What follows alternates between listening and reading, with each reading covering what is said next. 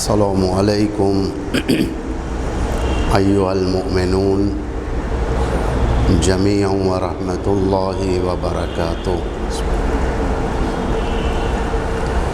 اعوذ باللہ من الشیطان الرجیم، بسم اللہ الرحمن الرحیم۔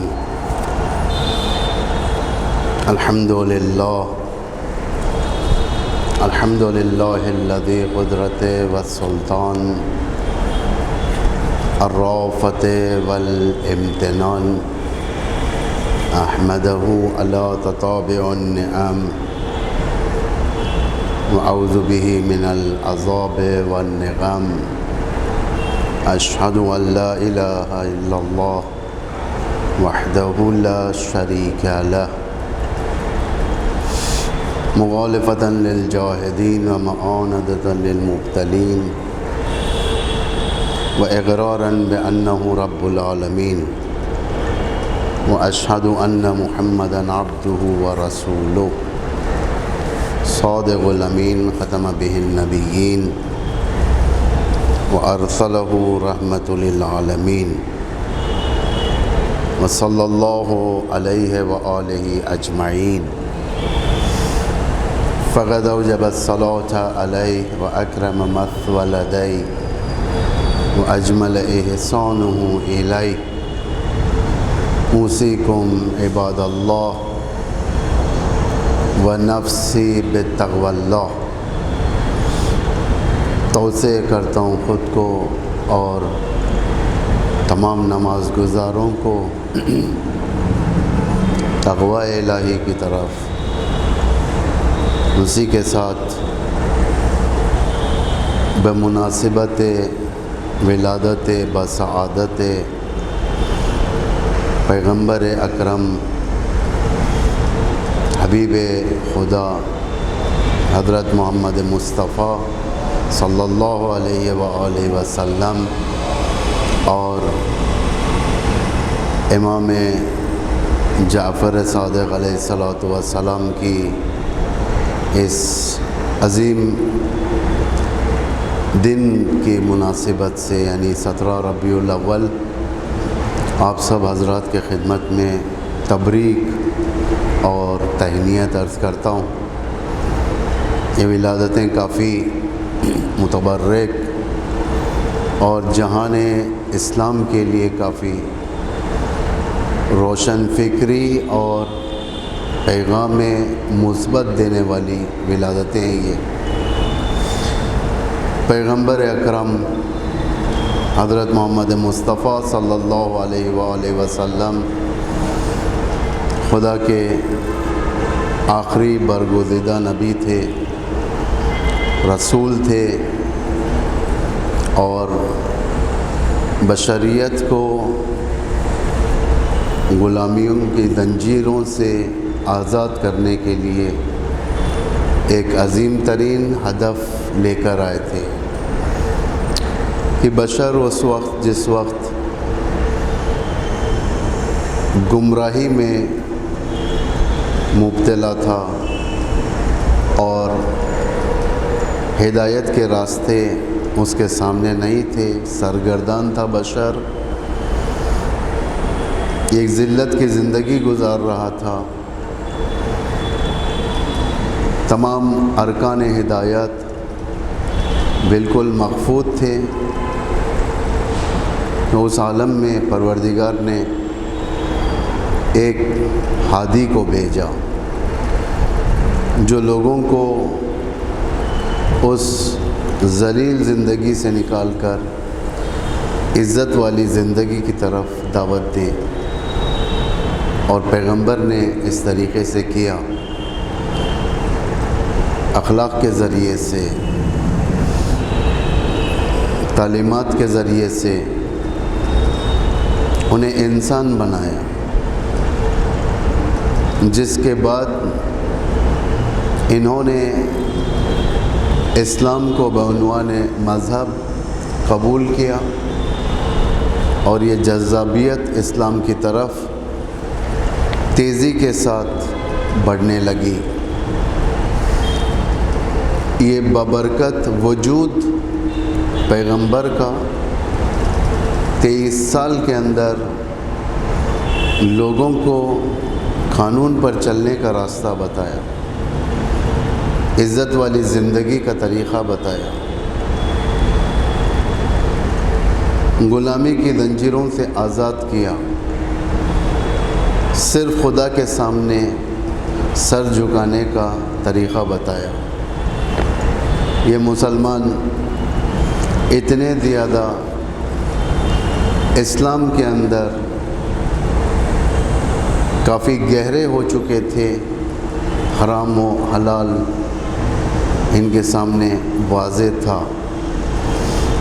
پیغمبر کی زندگی کے بارے میں اگر گفتگو کیا جائے تو کسی ایک بعد کے اوپر گفتگو کرنا یہ وقت کی ضرورت ہے، کسی ایک خاص پہلو پر صرف نہیں ہے۔ پیغمبر ساری دنیا کی جو اصلاح کے لیے آیا، اس میں سب سے بڑا اور سب سے گہرا ترین مفہوم یہ ہے کہ پیغمبر کو ہر نگاہ سے دیکھا جائے۔ اگر پیغمبر کو فرہنگ کی نگاہ سے دیکھا جائے، پیغمبر فرہنگ میں گہرے تھے۔ اگر پیغمبر کو دین کی نگاہ سے دیکھا جائے تو پیغمبر کا دین ساری دنیا کے سامنے آشکار ہے۔ پیغمبر کو اگر سیاست کی نگاہ سے دیکھا جائے تو پیغمبر کی سیاست ساری دنیا جانتی ہے کہ کس طریقے سے پیغمبر نے مقابلہ کیا، حالات کا مقابلہ کیا، مسلمانوں کی حفاظت کی، جنگ کے میدان میں، روابط کے میدان میں۔ یہ سارے کے سارے میادین پیغمبر کے لیے ترجمانی کر رہے ہیں۔ یہ نہضت نبوی برکتوں والی نہضت ہے۔ یہ ہفتہ جو 17 ربیع الاول اور اہل سنت کے نزدیک جو 12 ربیع الاول ہے، اس ہفتے کو امام خمینی نے ہفتے وحدت قرار دیا، یونٹی ویک۔ واقعاً ایک برکتوں والی نہضت قائم کیا آپ نے۔ حد اکثریت اس میں جذب ہوئی ہے، لوگ اس نہضت سے وابستہ ہوئے۔ ہفتے وحدت بغیر یوں کہا جائے کہ دلیل کے وجود میں نہیں آیا۔ جب ایک فقیہ بزرگ امام خمینی رحمۃ اللہ علیہ نے جس وقت یہ اعلان فرمایا کہ اتحاد بین المسلمین، تو اس کے پیچھے کافی گہرے مطالب پوشیدہ ہیں۔ استکبار اور مستکبرین اپنے فائدے کے خاطر، اپنے منافع تامین کرنے کے لیے انہوں نے مسلمانوں میں اختلاف ڈالنا شروع کر دیا، کیونکہ دنیا کے اندر سب سے زیادہ جذب رکھنے والا مذہب جس کے اندر میگنیٹزم ہے وہ ہے مذہب اسلام۔ اور اسلام مذہب لاجیکل مذہب ہے۔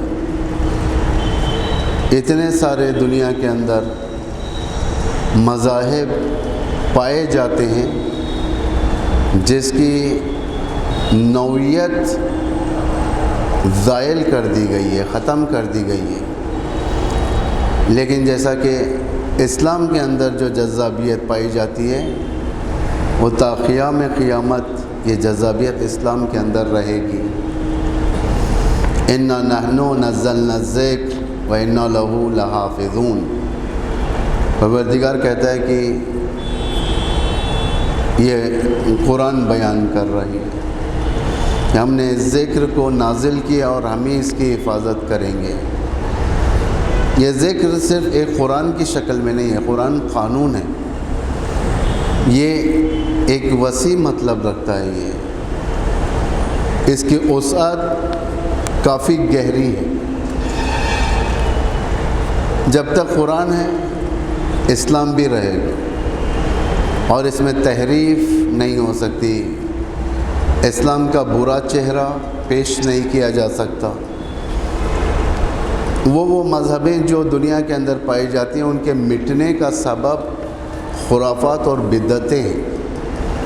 کرسچینٹی کے مذہب کا زائل ہونے کا سبب، آج جو کرسچینٹی ہے یہ وہ کرسچینٹی نہیں ہے جو حضرت عیسیٰ کی بتائی ہوئی ہے، وہ مسیحیت نہیں ہے۔ یہ مسیحیت صرف ایک ڈھانچہ رہ گیا ہے جس کے اندر حقیقتاً روح نہیں پائی جاتی ہے۔ یہود کا بھی یہی حال ہے، دیگر مذاہب کا بھی یہی حال ہے۔ جس کے اندر روح پائی جائے وہ مذہب پرولونگ کرنے والا ہے، زیادہ رہنے والا ہے، یعنی زیادہ مطلب تا قیام قیامت۔ یہ جو جتنے مذہب جو زائل ہو چکے ہیں تحریف شدہ ہیں، یعنی ان کی تحریف ہو چکی ہے، انہیں ختم کر دیا گیا ہے۔ ان کے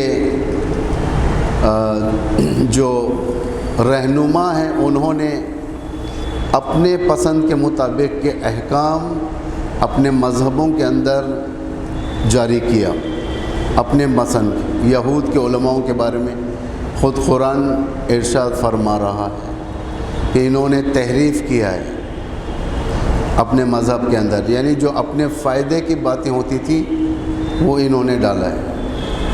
کرسچینٹی بھی وہی ہے۔ دیگر مذاہب جو آسمانی مذہب سے ہٹ کر ہیں،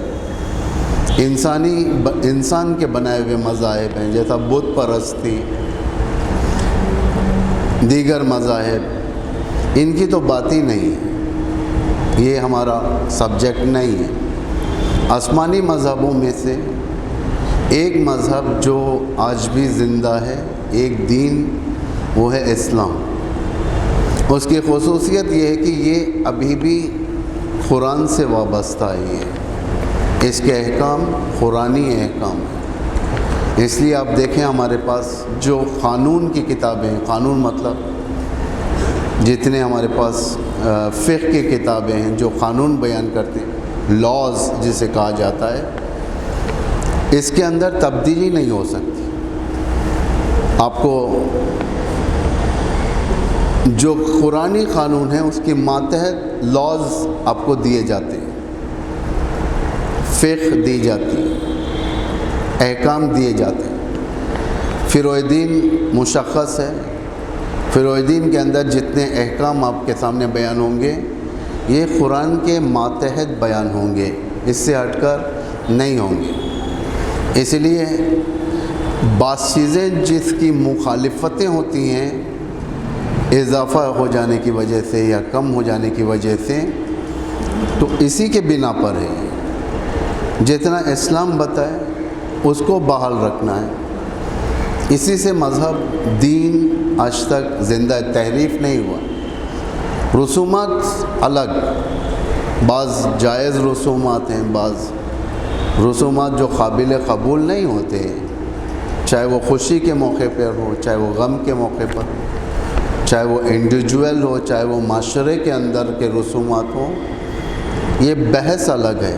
رسومات کو کوئی دین سے نہیں ملا تھا، رسومات انسان بناتا ہے، اس کے مرنے کے ساتھ رسومات بھی مر جاتے ہیں۔ ہو سکتا ہے یہ رسومات ایک نسل تک چلیں، ہو سکتا ہے 2 نسل تک چلیں، ہمیشہ باقی رہنے والی چیز دین ہوتا ہے۔ دین کو موت نہیں آ سکتی، رسومات کو موت آ سکتی، دین کو نہیں آتی موت، دین ہمیشہ باقی رہتا ہے۔ جو پیغمبر کے دور میں جو بیان کر دیا گیا ہے، قرآن نے جو بیان کر دیا ہے، پیغمبر جو قرآن کو تشریح کر چکے ہیں، جو احکام بیان کر چکے ہیں، قرآن جس کے بارے میں انڈوس کر چکا ہے، یہ قیامت تک ویسے ہی رہے گا، قیامت تک۔ اسے کہتے ہیں دین۔ اس دین کے اندر جذابیت ہے، لاجیکل دین، منطقی دین، کہ کوئی اس کے دلیلوں کو کاٹ نہیں سکتا۔ نماز اگر ہوتی ہے اس کے اندر لاجک ہے، روزے کے اندر لاجک ہے۔ ہو سکتا ہے کہ فقہ فرق کرے، جیسا اہل سنت کی فقہ فرق ہوتی ہے ہم سے، بہت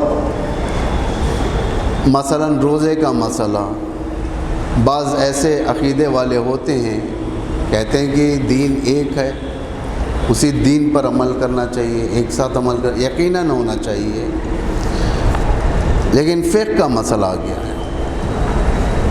دین آپ کو اوورال ایک مسئلہ بیان کرے گا، مثلا اقیموا الصلاۃ وآتوا الزکوٰۃ، نماز پڑھو زکوٰۃ دو، لیکن قرآن کے اندر آپ کو نماز کا طریقہ، زکوٰۃ کا طریقہ نہیں۔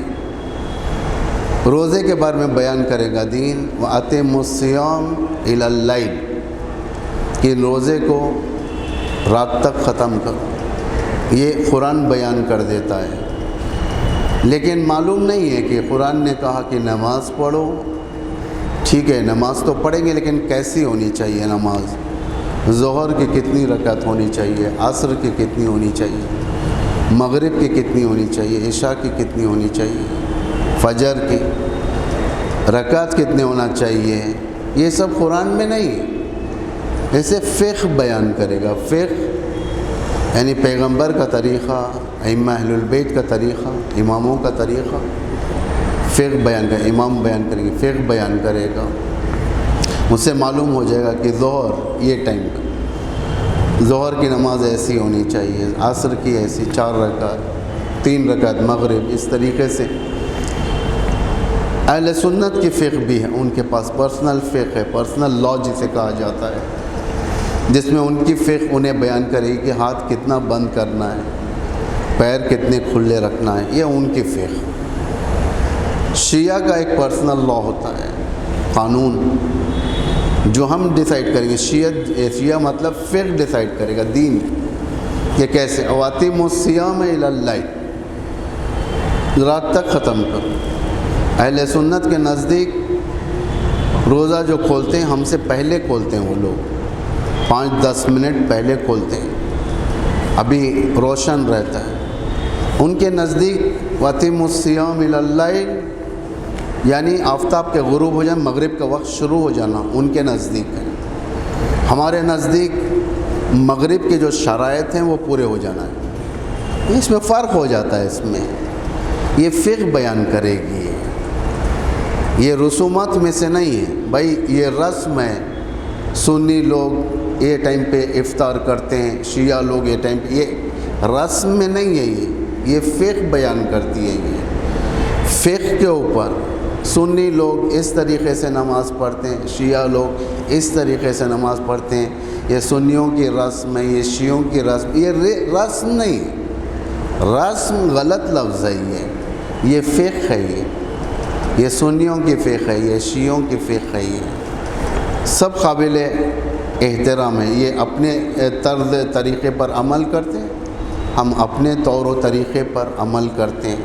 تو یہ رسومات البتہ دین کے اندر نہیں ہے، یہ دین کے باہر، یہ رسومات ہم ڈیولپ کرتے ہیں، ہمارے لیے ہوتا ہے رسومات۔ کوئی اچھی رسم بھی ہوتی ہے، کوئی رسم بدعت ہو جاتی ہے، یعنی خرافات، جیسے یہ کہا جائے کہ جس کی بنا پر وہ مذہب بدنام ہوگا۔ بعض رسومات ہوتے ہیں جو اللاجیکل ہوتے ہیں، دین بدنام نہیں ہوتا، مذہب بدنام ہوتا۔ مثلا دین اسلام کوئی ایک ایسی رسم مسلمانوں کی کسی فرقے میں نعوذ باللہ اگر شیعوں کے اندر آ جائے تو لوگ دین کے اوپر پوائنٹ آؤٹ نہیں کریں گے، مذہب پر کریں گے۔ شیعہ مذہب کے اندر یہ رسم، سنی لوگ انجام دیں، دین کے اوپر پوائنٹ آؤٹ نہیں کریں گے اور کر بھی نہیں سکتے، کوئی سٹینڈ نہیں ہے دین کے اوپر پوائنٹ آؤٹ کرے اسلام۔ لفظ کس پر آئیں گا؟ یہ سنی مذہب اس طریقے سے کرتے ہیں۔ یہ دشمن اصل دین کے ساتھ نہیں کھیل سکتا، دشمن اصل دین کے ساتھ نہیں، خدا کے ساتھ نہیں کھیل سکتا۔ دشمن اگر جنگ کرنا ہے، یہ اعلان کرے کہ مجھے اللہ سے جنگ ہے، یہ کوئی معقولانہ جنگ نہیں ہے، یہ حماقت ہے، یہ دشمن اس کے اندر ہار جائے گا۔ پیغمبر سے جنگ ہے، دین سے جنگ ہے، قرآن سے جنگ ہے، اس میں خود جو بھی کرے گا یہ ذلیل ہو جائے گا۔ دشمن کا میدان جو کھیلتا ہے، دشمن دین نہیں ہے، دشمن کا میدان مذہب ہے۔ استکبار، مستکبرین جسے کہا جاتا ہے، ٹائرنٹس، آج تک آپ دیکھیں کہ انہوں نے اسلام کے خلاف جنگ چھیڑی ہو؟ نہیں چھیڑ سکتے وہ لوگ، راستہ نہیں ہے، صحیح میدان نہیں ہے دشمن کے لیے وہ، کیونکہ وہ لوگ بھی مانتے ہیں کہ اسلام کے خلاف جنگ چھیڑنا حماقت ہے، اس لیے جتنی اسلام کی چیزیں وہ دے دیتے ہیں۔ وہ مسجد، اوکے تم لوگ مسجد رکھو یہاں پر، ہمارے پاس ہے، اسرائیل کے اندر مسجد ہے۔ استکبار، جو مستکبرین ممالک ہیں ان کے اندر مسجدیں پائی جاتی ہیں۔ پریکٹس، ریلیجن پہ پریکٹس کرنا فری ہے، آپ پریکٹس کریں آپ ریلیجن پر، لیکن آپ کے ریلیجن، آپ کی پریکٹس آپ کے پڑوس کو اذیت نہیں ہونی چاہیے۔ اگر اذیت ہوگی تو ہم آ کر آپ کو روکیں گے۔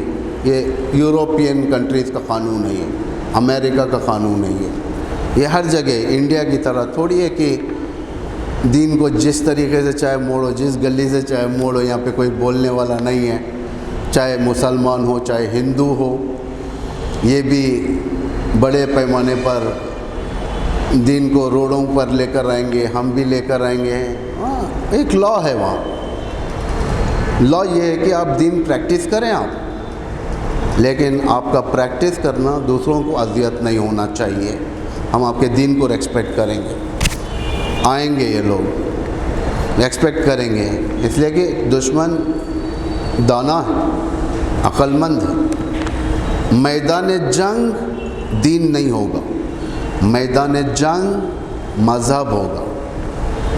مذہب آسانی سے کھیلا جا سکتا ہے، شیعوں کو سنیوں سے لڑانا، سنیوں کو شیعوں سے لڑانا، وہابیت کو ایجاد کر کر آرڈینری سنیوں، بریلوی سنیوں سے لڑانا، آرڈینری سنیوں سے۔ یہ درگاہ والے لوگ، یہ درگاہ کو نہیں مانتے، یہ دو مینار والے لوگ، مسجد کے دو مینار والے لوگ، یہ صرف ایک مینار رکھتے ہیں۔ اس طریقے سے یہ مذہب کی جنگ شیعوں کے اندر، یہ شیعہ اصولی لوگ ہیں، یہ شیعہ غیر اصولی لوگ ہیں، ان کا مرجعیت سے نہیں بنتا، ان کا ان سے نہیں بنتا۔ یہ میدان دشمن کا میدان ہے اور یہ کرٹیکل میدان ہے، رسومات کی جنگ، کہ بھائی یہ اس طریقے سے کرتے ہیں یہ لوگ، اس کے اندر آبجیکشن ایجاد کیا جائے، ان کو جلانے کے لیے اور زیادہ کیا جائے، یہ کام کیا جائے۔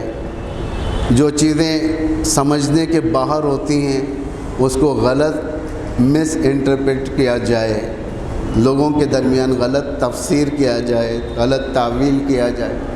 مثلا تبرع اسلام کیا بتاتا ہے اور ہم لوگ کیا بتاتے ہیں تبرع سے مراد؟ اسلام کے نزدیک تبرع 24/7 ہوتا ہے، ہمارے نزدیک تبرع 1 گھنٹے کے حد تک، مجلسوں کے حد تک ہوتا ہے۔ تبرع ایک پیور لفظ، اس کے نام پر سورہ ہے برات، سورہ توبہ جسے کہا جائے، برات من اللہ و رسول، اللہ اور اس کا رسول بیزار ہے۔ بیزار یعنی دل گندا کر لینا، اس سے دور ہو جانا۔ بیزار یعنی سوشل بائیکاٹ، ہم تمہاری اس فکر میں ساتھ نہیں ہیں، اسے کہتے ہیں تبرع، ہم تمہاری اس میں فکر میں ساتھ نہیں ہیں۔ تو یہ اسے غلط بتانا۔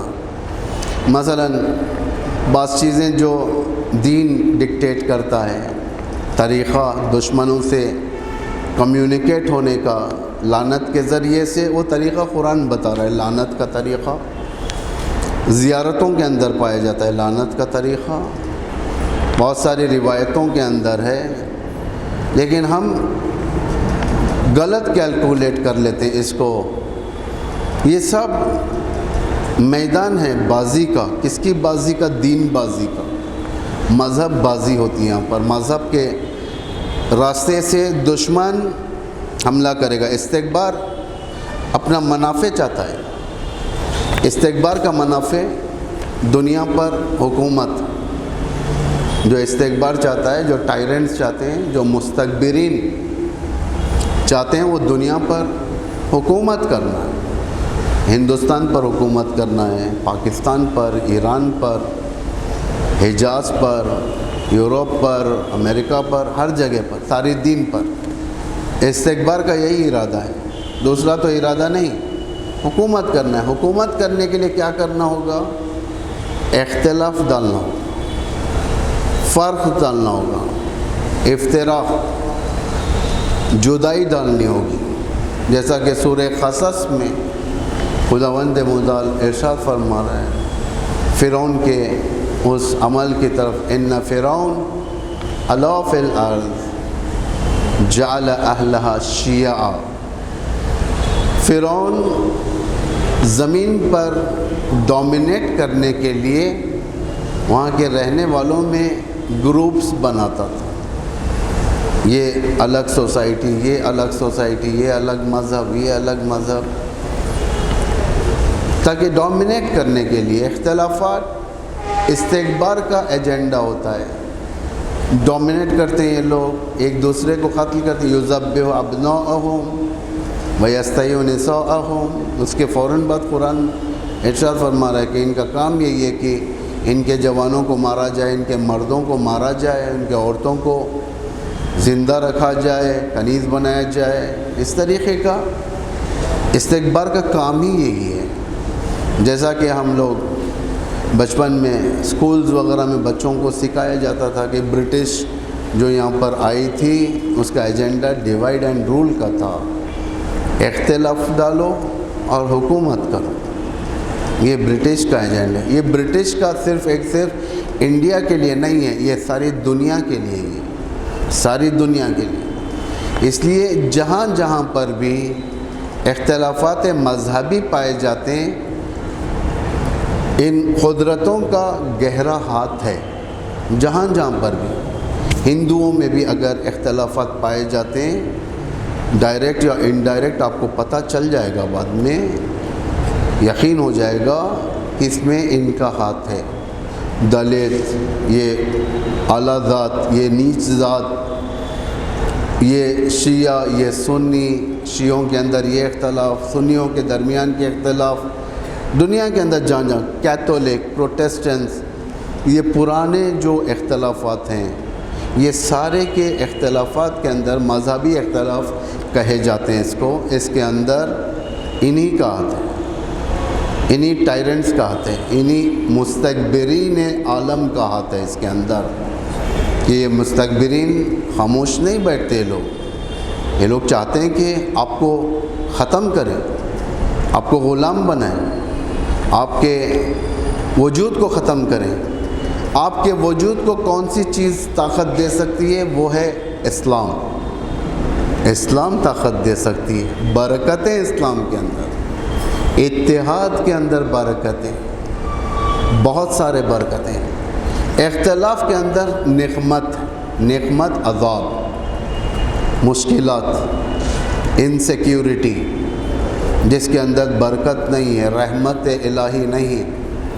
خدا کہہ رہا ہے کہ وَاعْتَصِمُوا بِحَبْلِ اللَّهِ جَمِيعًا لَا تَفَرَّقُوا، کہ تم لوگ اس رسی کو مضبوطی سے تھامو، آپس میں اختلاف نہیں کرو. اس میں اختلافات کے اندر بہت برے اثرات پائے جاتے ہیں، بہت برے اثرات. لیکن جب دشمن کو خطرہ ہوا، دشمن کو جو خطرہ ہے اتحاد سے خطرہ ہے. اتحاد کو توڑو، شیعہ سنی میں لڑاؤ، ایک دوسرے کا دشمن بناؤ.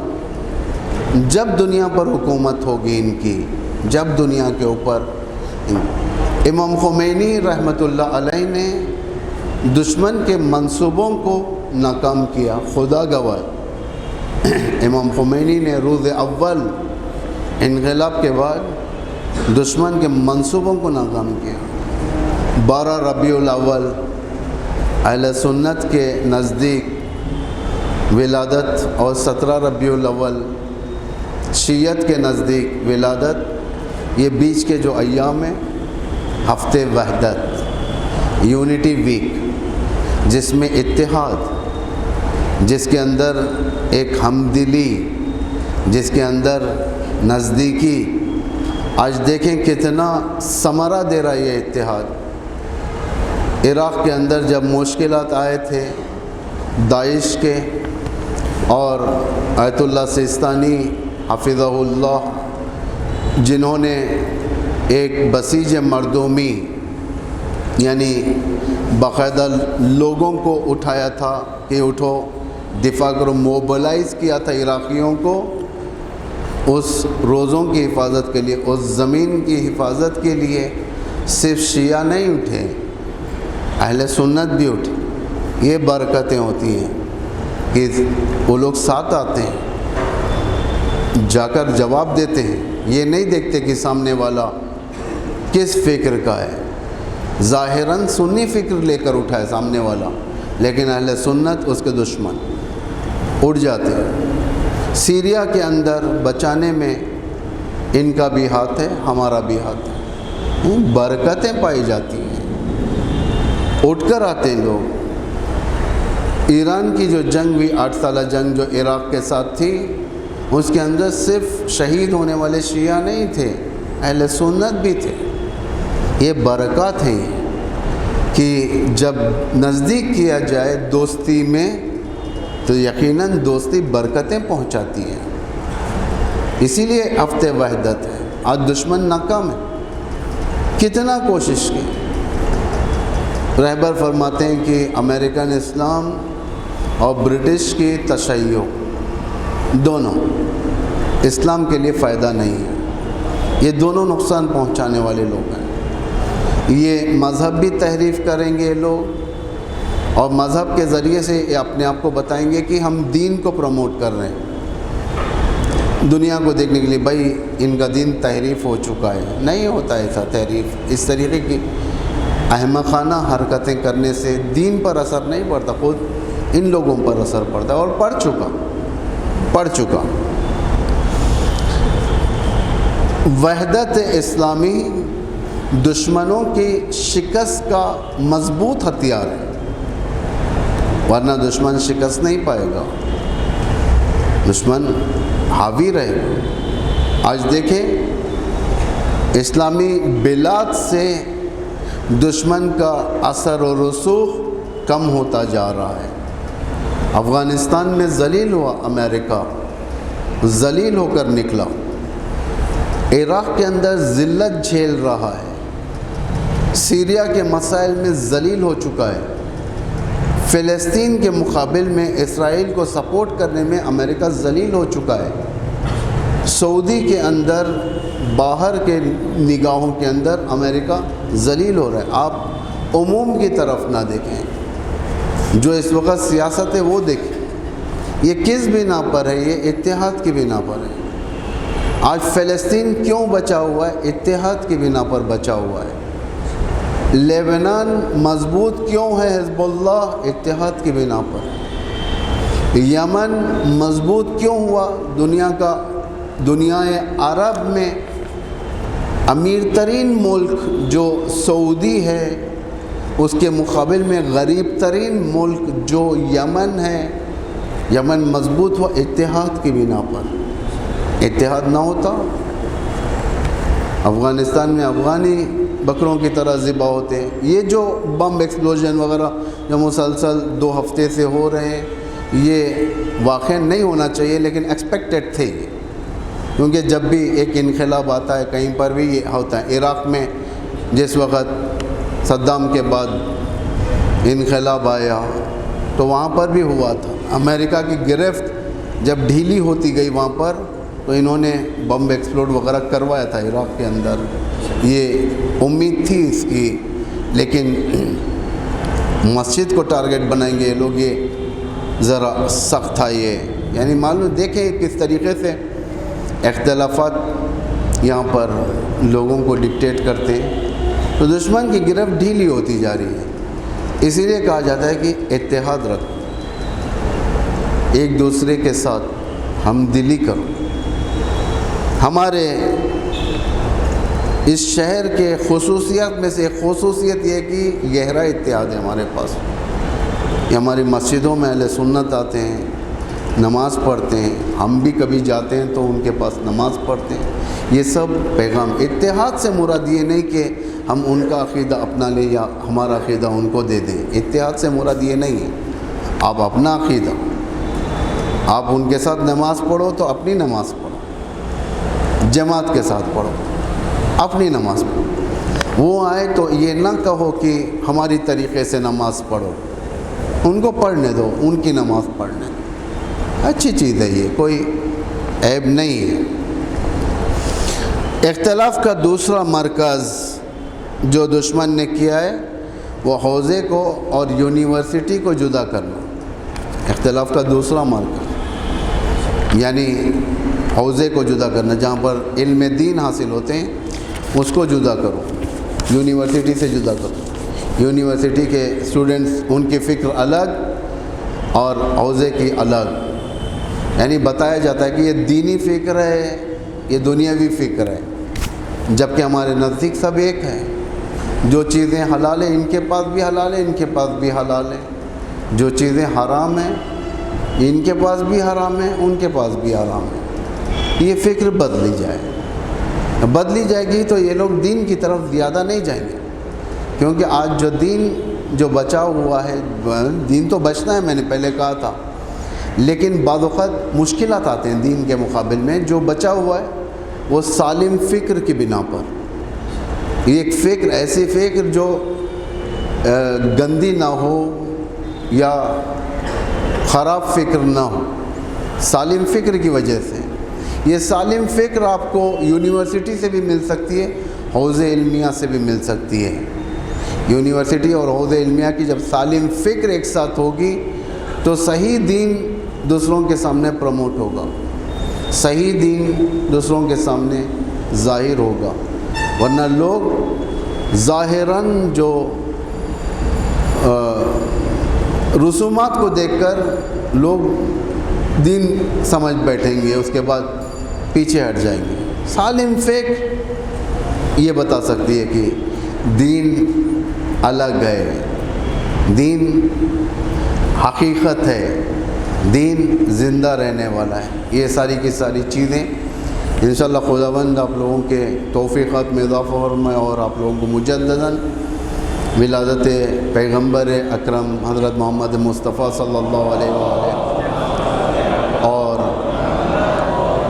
ولادت امام جعفر صادق علیہ السلام تبریک اور تہنیت عرض کرتا ہوں۔ بسم اللہ الرحمن الرحیم۔